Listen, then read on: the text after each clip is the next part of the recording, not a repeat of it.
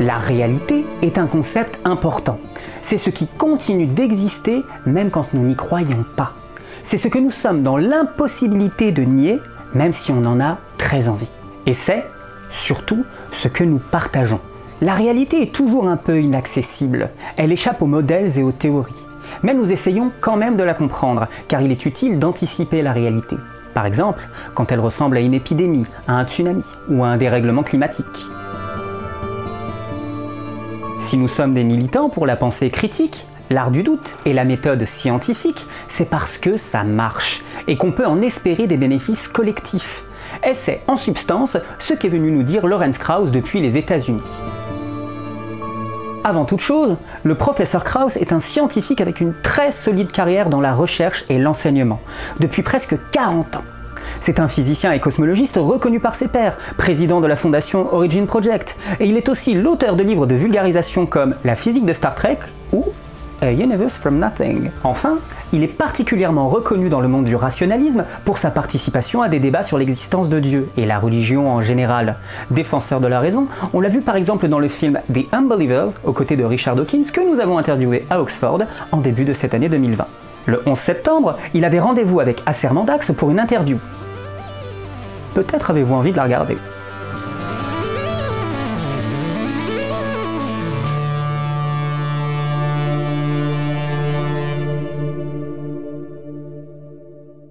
Dr. Krauss, thank you very much for accepting this invitation. We are live from, so you're not in Arizona now, but you are in Oregon. That's correct? That is right. I'm in Oregon, which is generally much more beautiful, but today full of smoke and fire, unfortunately. Okay, so the first part is about your motivation and your vocation. So why write popular science? Isn't it more important for you to devote your time to research and make discoveries and participate in the progress of civilization? Well, look, first of all, I'm not sure it's up to me to decide what my most important contribution is. I think I should try and be involved in those areas that I can contribute to. But I'll say that first of all, what got me interested in science as a young person was reading books by scientists. It got me turned on about science, and that's one of the reasons why I write now, to return the favor. But throughout my life, I guess I felt like if I was doing science and not communicating it to the public, I was in some sense being irresponsible. But if I was also communicating and not doing the science at the same time, I felt negligent or maybe fraudulent. And so I think what I decided to do is that, I basically try and balance those two. And like most things I do, and I think this is fair to say for most researchers, I tend to do what I want to do, what I enjoy. And I do my science because I enjoy it. And certainly I hope it's important, so I think it's important to balance those things, because I don't think it's important for all scientists to spend time communicating, but for those of us who, for one reason or another, can do it and have, especially now that I have a kind of audience, I kind of feel a responsibility, if you wish, to continue to do that. And you're right, it may take away from my science, although sometimes I found that by writing about things, it's motivated me to think about things in a new way, which has helped my science. But as I say, in the end, it's not up to me to decide what's most useful. It could be that my public outreach is more useful than my science in the long run. Okay. I just do what I can do. And so, precisely, have you learned anything from writing for the general public? Oh yeah. Well, it's like teaching. It's until you try and explain something, you don't really understand it. And so I know, for example, I'll give a small example. There's a particle. There's an elementary particle called an axion, which is a potential candidate for dark matter, and it solves a problem in particle physics. But the problem it solves it has to relate to certain symmetries of nature, which have an implication in the properties of one of the elementary particles in the universe called a neutron. And I thought I understood how those symmetries worked on the neutron until I tried to explain it, and then I realized it took a long time to try and explain that, and sometimes thinking about, well, also thinking about when you're doing research, you get quite involved in the details. And often it's easy to lose the forest for the trees, as we say in English. And when I write about it, it often reminds me and motivates me sort of why I'm thinking about the problems I'm thinking about, and energizes me to think about them.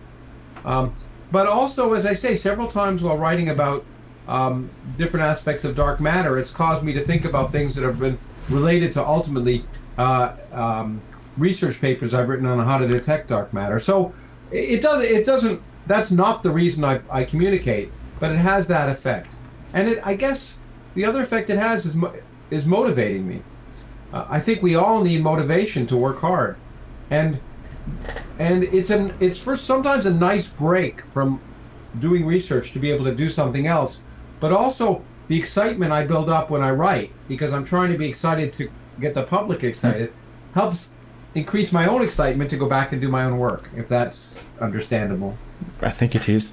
I think everybody will understand. So, to that aim, you have developed a new series of short videos entitled 5-Minute Physics, where you explain issues with scientific tools such as equations.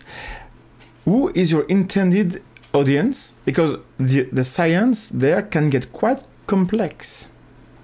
Well, I didn't. In some sense, I didn't know who my intended audience was. I knew what motivated me was the pandemic, and people are stranded at home during the pandemic, looking for things to do. But I also thought, how can I be useful? I can't. I don't work on COVID. I'm not a doctor.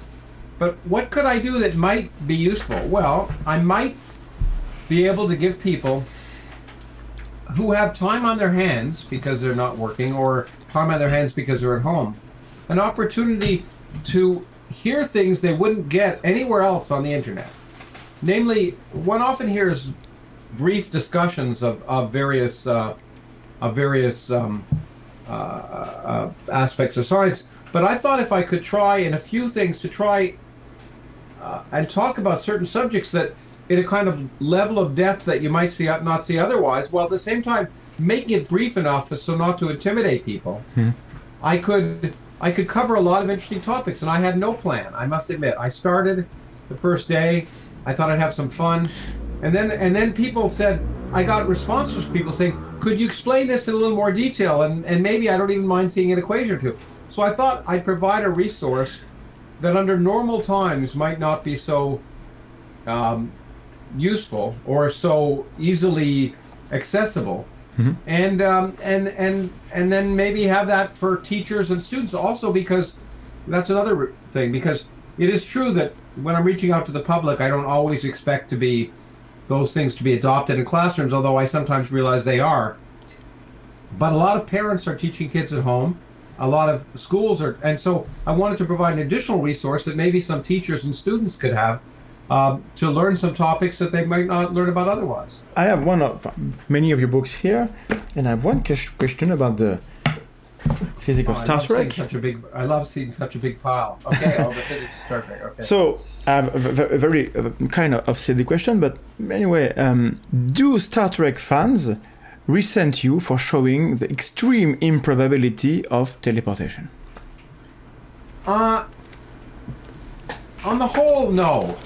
When I wrote that book, I was desperately afraid of alienating 100 millions of Star Trek fans.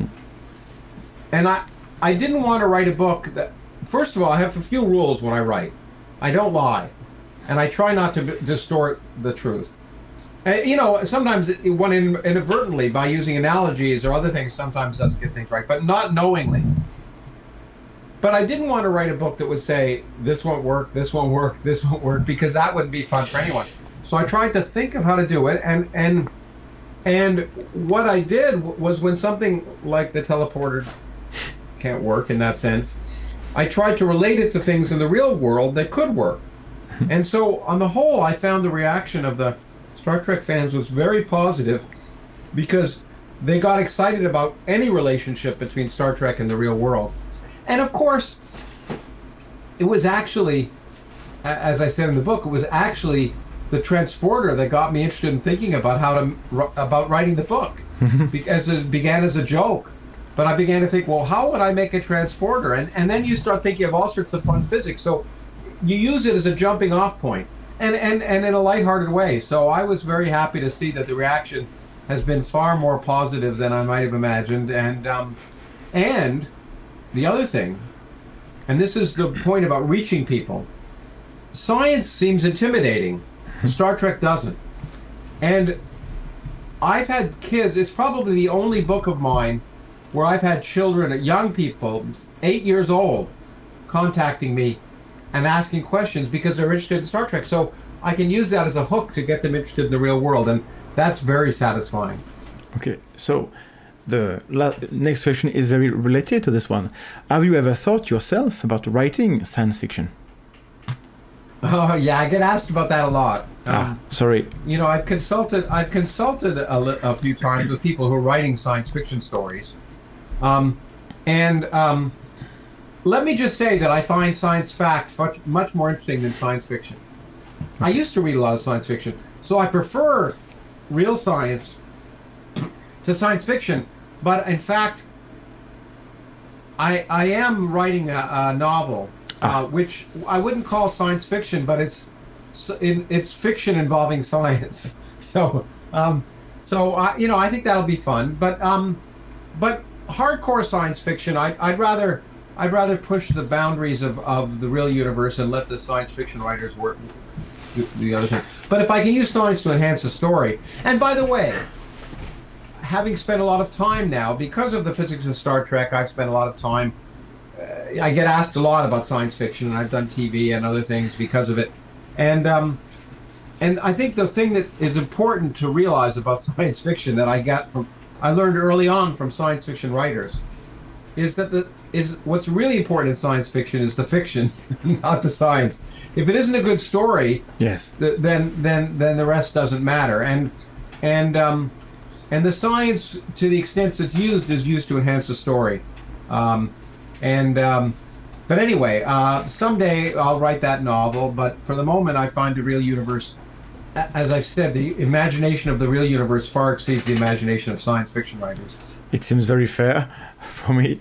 The second part of the interview is about your discipline, cosmology.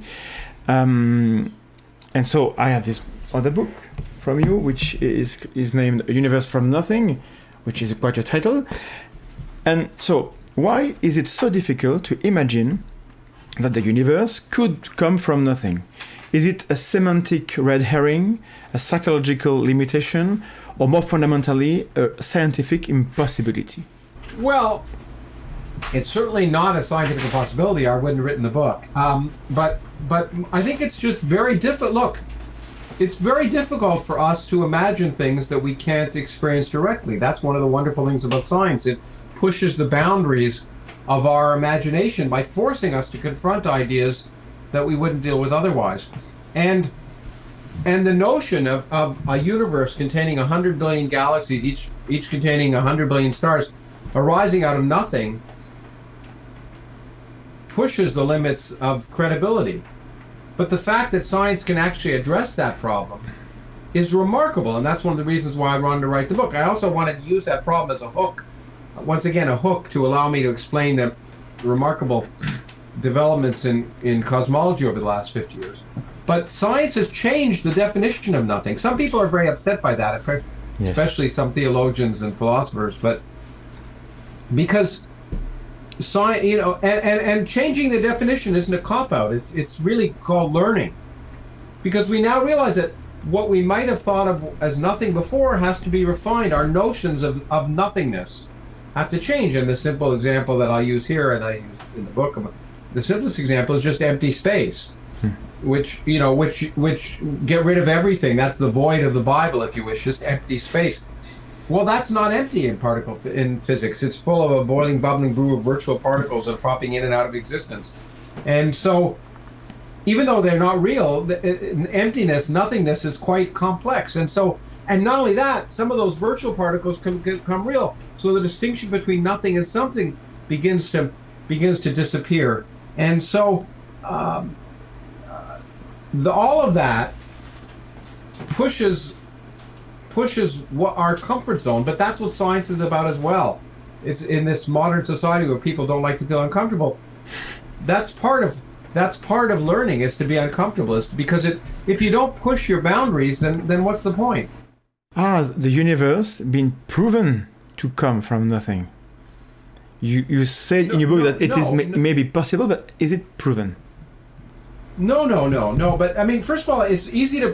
One of the biggest misunderstandings about science is that we can prove things to be right. We can actually prove things to be wrong. Mm-hmm. Our ideas can be right, but then some subsequent experiment can always cause us to refine it. But what is remarkable is that it's plausible. That based on the modern understanding of physics, which is what I try and talk about in the book, this crazy notion that a universe can come from absolutely nothing is actually not just plausible, but highly suggestive. So the fact that it's even plausible, it appears to violate fundamental laws to have, galaxies where there are none before, but you can show that the total energy of the universe could be zero.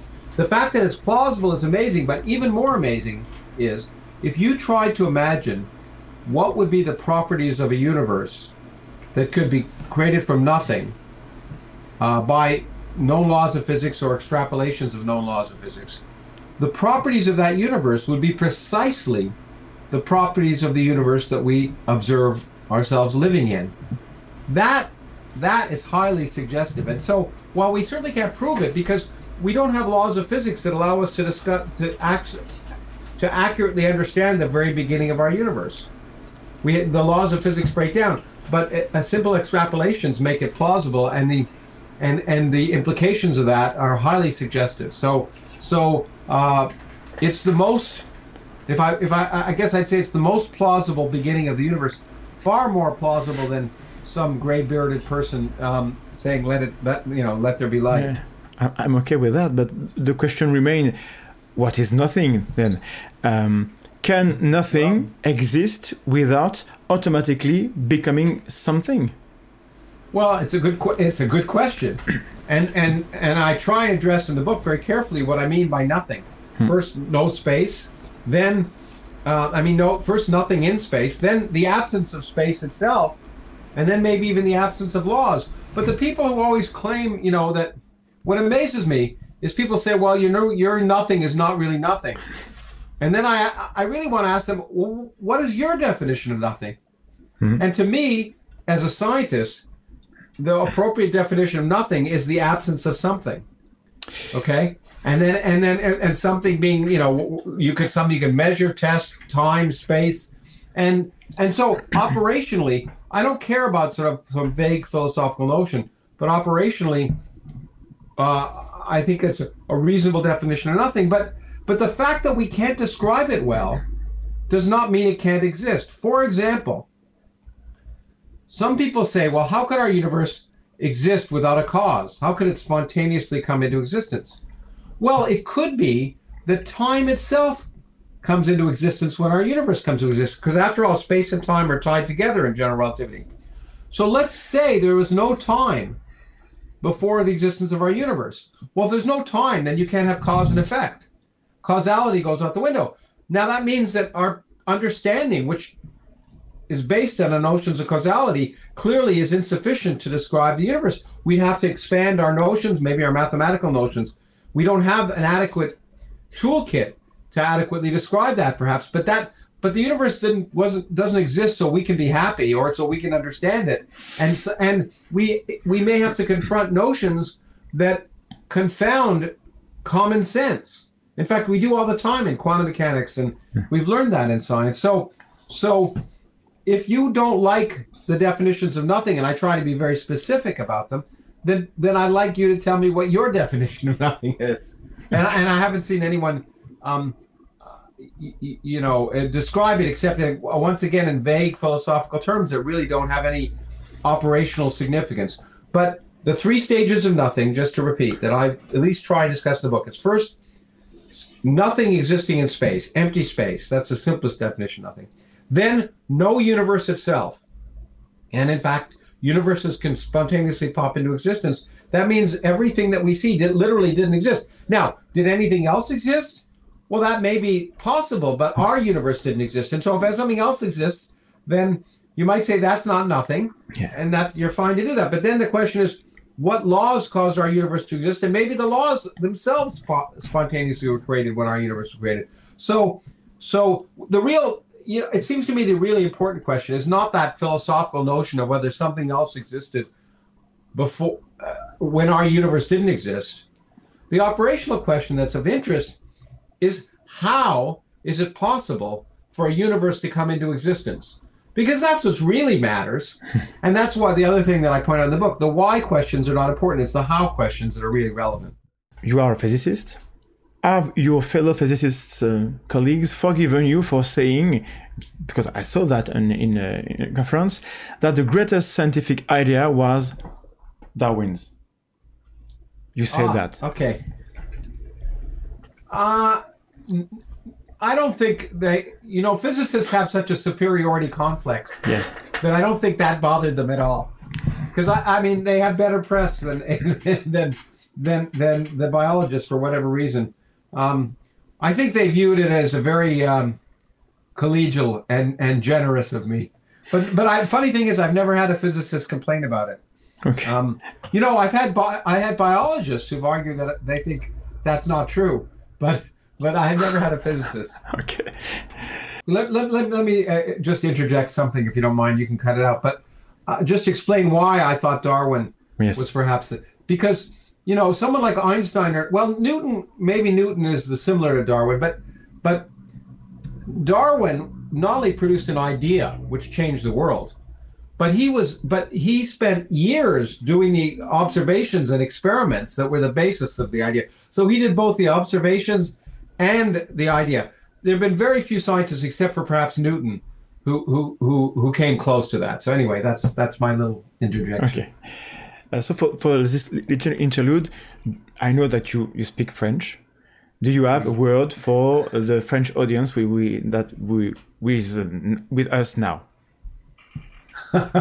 Something. Alors, j'espère que mon anglais c'est pas trop vite et que tout le monde peut comprendre ce que j'ai dit, et j'espère aussi que je peux visiter une fois et parler en français et peut-être donner une conférence en français sur les idées dans lesquelles j'ai parlé aujourd'hui. J'espère que si vous venez, on sera au courant et qu'on pourra se voir en vrai. J'ai déjà donné une conférence une fois en français à Lyon pour l'association de physique française. Et c'est très c'est joli parce que j'ai étudié en avance pour tous les mots français, les mots propres en français, et j'ai donné la conférence avec des mots propres, mais tous mes collègues en français, ils ont utilisé les mots anglais. Le français est très pollué par beaucoup d'anglais et certains. Oui. Alors, qu'est-ce que c'est les séances? Comment? C'est ça. Have you ever collaborated with the French scientists? Are there any French scientists dead or alive whose work excites you?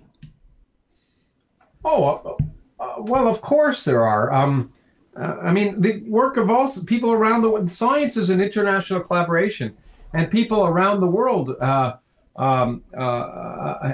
impact on that. And I have an old colleague of mine from Yale who's a French scientist who won the Nobel Prize recently for work on quantum mechanics, which is very important. I've also collaborated with not recently, with a friend of mine named Thibaut Damour, who's at the Institut des Hautes Études Scientifiques. He's a general relativist.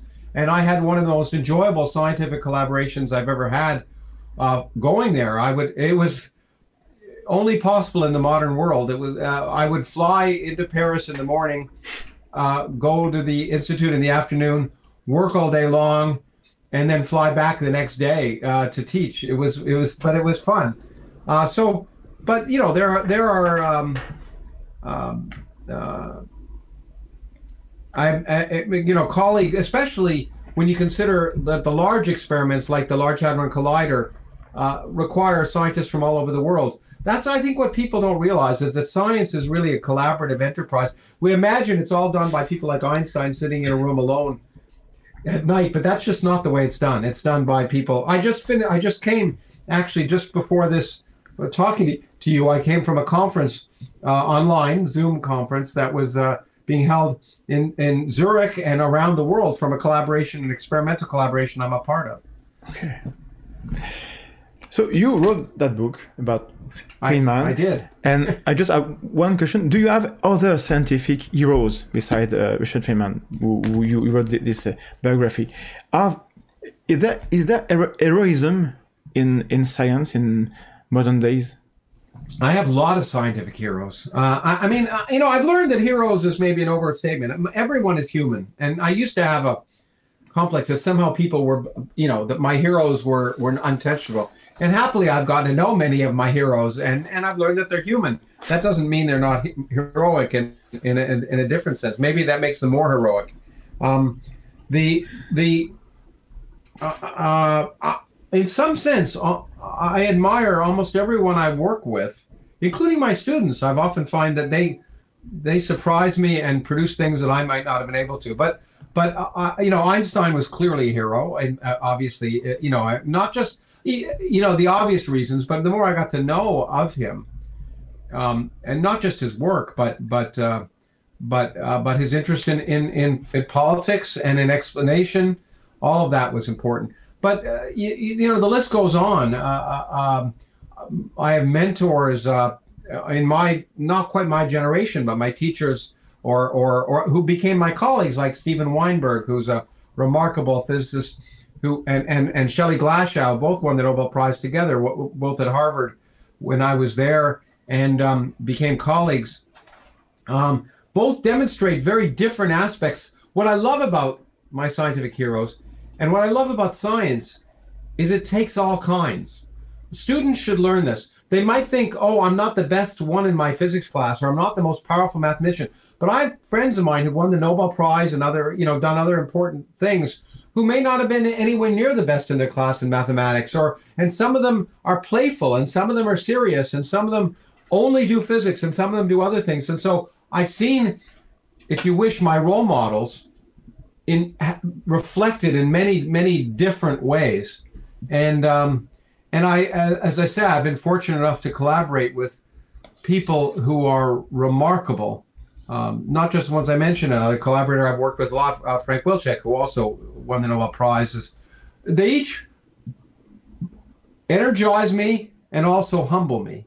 I think that's the important thing to realize, is that, and I think everyone should realize that, is that we're all connected in ways, in that as I say, even my heroes, even the people I find remarkable, they have failings in other areas where I may feel I'm more.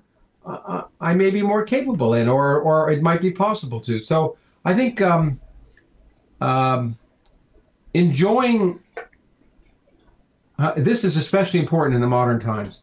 Appreciating the abilities and talents of all the people around you is very important, and recognizing that they have failings, and that does not take away from their contributions. And unfortunately, in this world of cancel culture, that we people seem to forget that.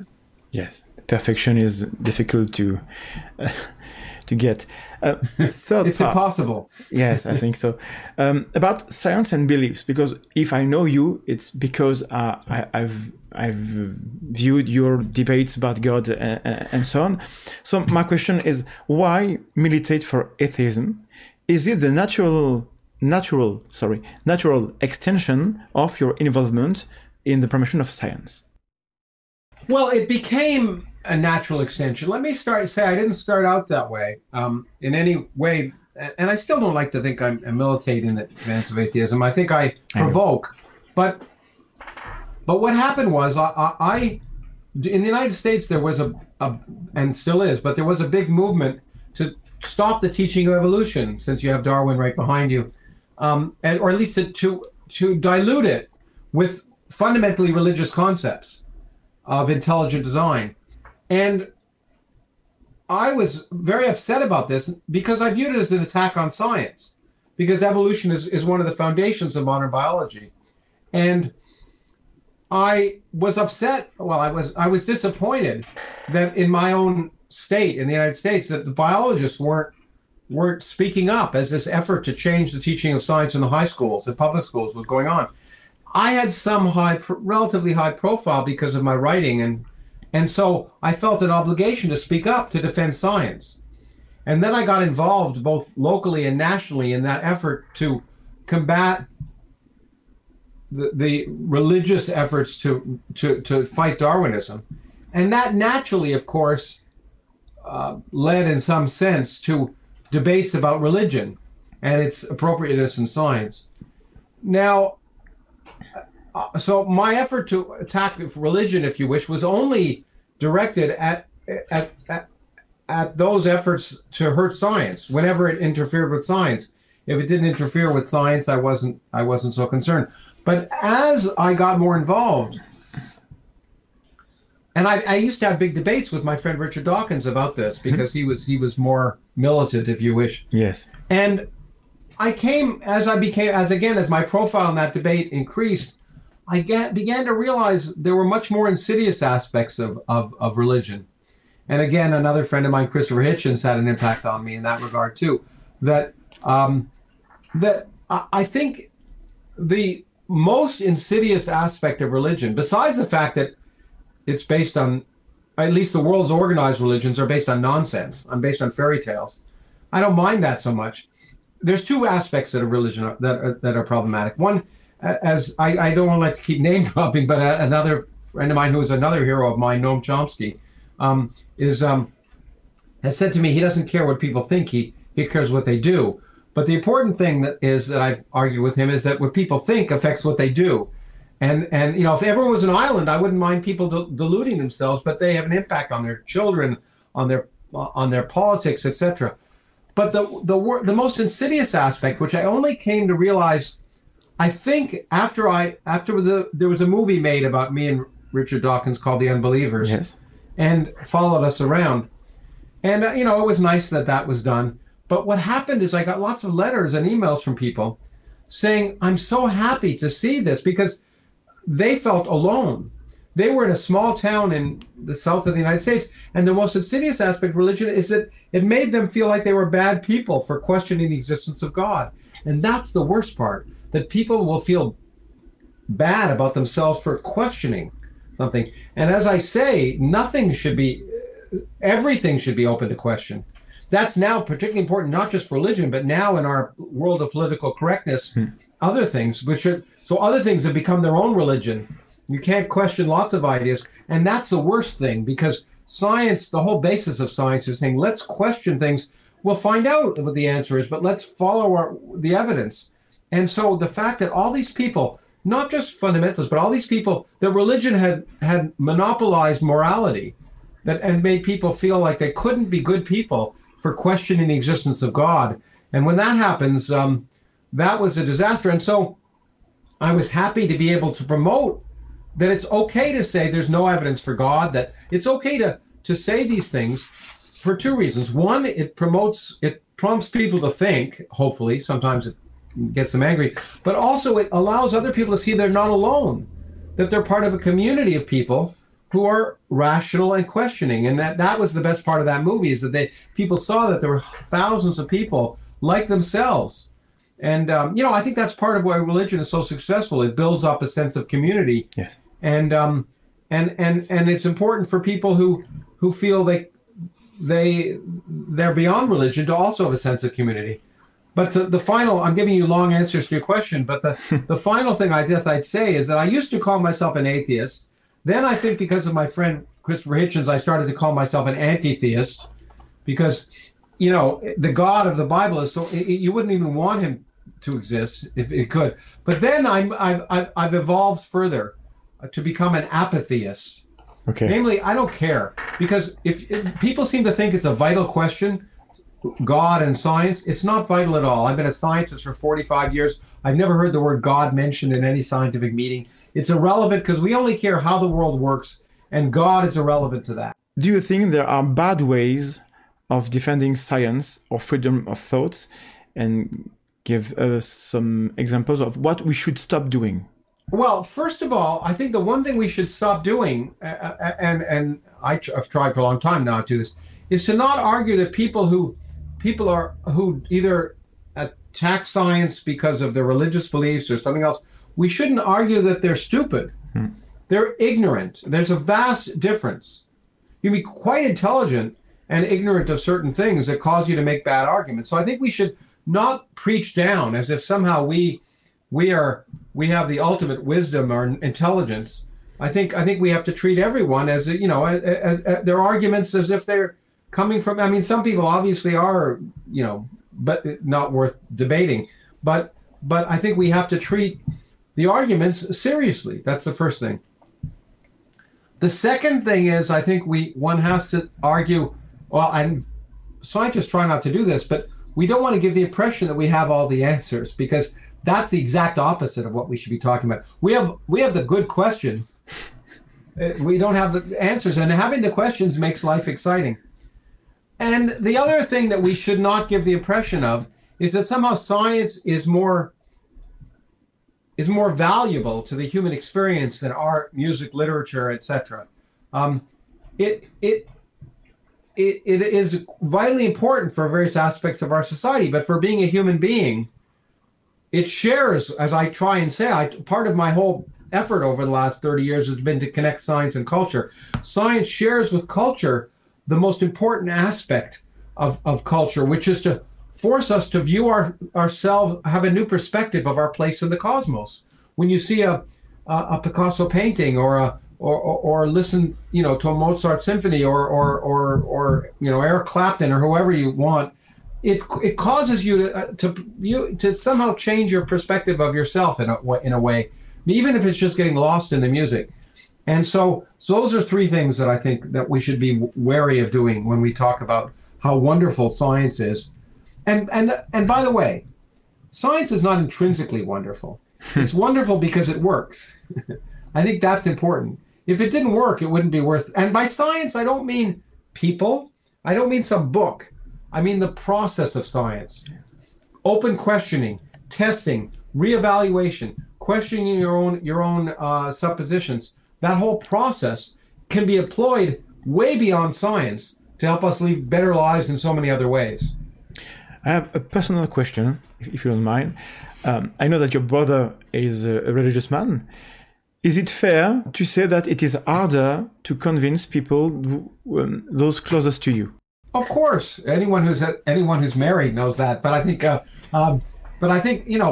because your family, and my daughter too, it's easier for my daughter to push my emotional buttons than most other people, and it's hard to have a reasonable conversation if emotion is a part of it. And so I think it's very hard. It is sometimes harder to have an unemotional, rational conversation where you step back and are unattached or with close family. And usually it's better to just usually it works better to just accept your differences, because there's no. Well, look. I think we imagine that we convince people of things, but ultimately people convince themselves of things. That's why I guess I was a fan of Socrates. I think all you can do is ask questions and get people to think for themselves, and it's not up to you to convince people. Very, very interesting answer. I recognize myself in what you say. I hope I do. Last part about science and society, because we are living interesting times. In Donald Trump America. Yeah. You know the Jewish proverb, right? You know the Jewish proverb. It says, "God protect us from living in interesting time." Yeah. Unfortunately, we are in. Anyway. So in Donald Trump's America, what is the place of science in the public debate? You know, it's really strange. There's no doubt that people have an inherent, on the whole, still, it's changing, but have an inherent trust in scientists and science. I used to have an editor of one of my books, maybe the Star Trek book, who said, yeah, people may, pretend they don't, believe in this or that in science, but when the aliens come, the first people they're going to go to are the scientists. The people are going to go to the scientists for help. Or, when there's protection, the people go to the doctors and ultimately, let me tell you I'll tell you a quick story. I don't know, you can cut it out, but it was from my friend Steven Weinberg, who's a Nobel Prize winning physicist and also an atheist. And he lives in Texas. And he used to, one day when he talks about atheism, and he was driving through the plains of Texas and he saw these farms, and he realized that each one was very religious people. And what right did he have to talk about that? And he said, well, he realized that, years ago they used to pray for rain, and some politicians still do in Texas. But now they know if they want to do something about it, they check with meteorologists, and so ultimately, no matter what deep down, people realize that science works.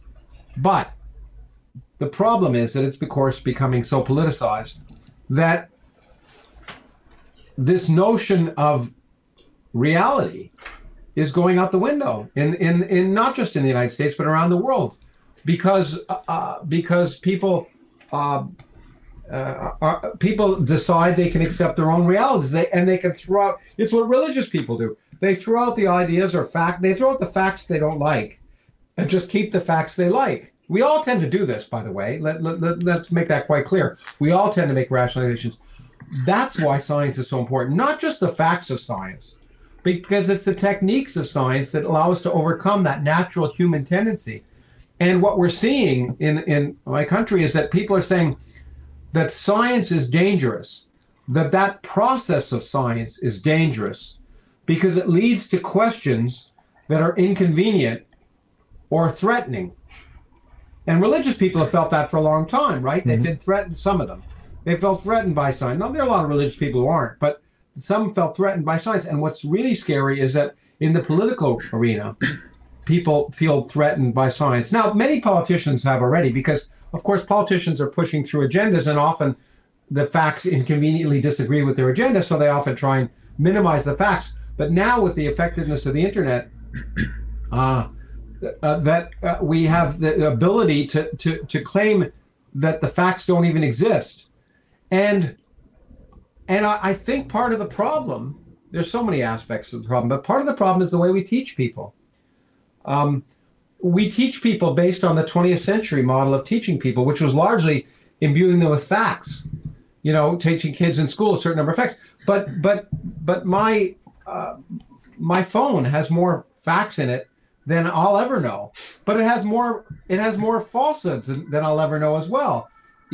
What we have to teach people, young people, is how to distinguish sense from nonsense, how to go on the internet and try and determine what's garbage and what isn't. And guess what? The way to do that is basically the scientific method. To search broadly, to look at all the different perspectives, to try and test it, etc. But it's extremely worrisome, and you're seeing it in the pandemic right now. You're seeing it when the heads of major governments deny reality. And once again, that's not new, but it can be done more effectively now. And what's really scary is that there doesn't seem to be an effective mechanism for countering that. The noise on the internet often outweighs the signal. One last question, very dark question. If there is no God, no cosmic justice, no hope beyond death, no chance that the Earth will escape its doom when the sun edges, what is the point of acting for ecology, education, or peace? Why not just being selfish and take full advantages of all the resources today? Well, the answer comes from rationality, not from religion. I mean, the point is, first of all, I think it comes from the fact that we're empathetic as human beings. But first, to realize that the fact that there may be no life after death and the far future may be miserable should make us find the present more precious and take advantage of every moment that we're alive. So no arguing that there's no eternal life after death just makes your time here more precious and means you should try and experience all of the wonderful aspects of being human, which means having a consciousness that allows us to appreciate the universe around us, that allows us to appreciate music and literature and love and sex and everything else that human beings experience, happiness and sadness. And so we should, it means that that the present is more precious. So it doesn't mean you should just go out and kill yourself. But at the same time, we also are aware that and I think this is part of the social contract that Rousseau would have talked about so long ago, that we may be born free, but we live forever in change. We're tied to our neighbors. And in some sense, our own happiness is tied to the general happiness.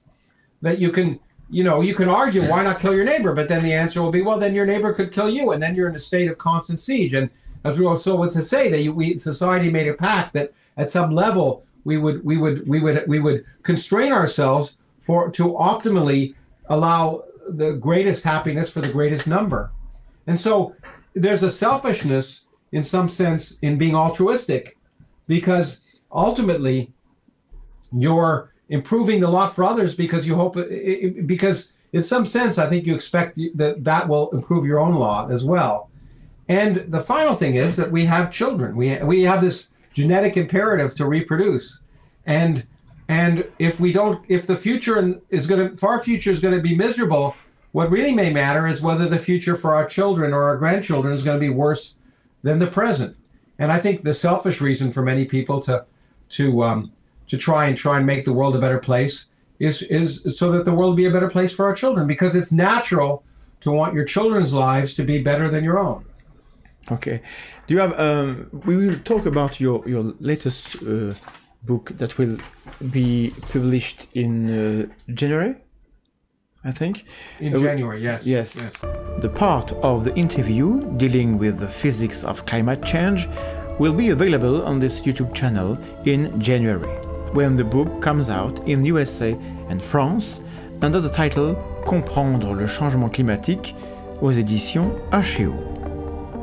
If you have a final word about what we speak about now, what is the most important thing that people should have in their head when leaving this video?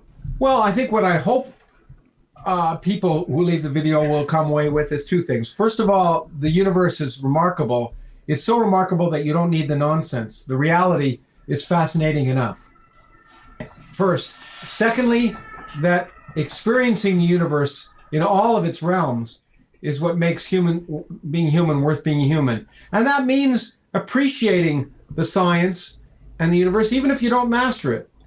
You don't have to be, as Mozart to appreciate music, and you don't have to be Einstein to appreciate science. And I think, and the final thing is that science, both through the process of science and the benefits, the technological benefits of science, can make the world a better place. And that science, the issues of science are vitally important for every major issue of society. If you think about every political issue that's coming up, from health to security to energy to everything, science plays a role. And to recognize that, and to try and, to the extent possible, if you live in a democracy, to educate yourself enough to make rational decisions about the politicians that are going to make policy.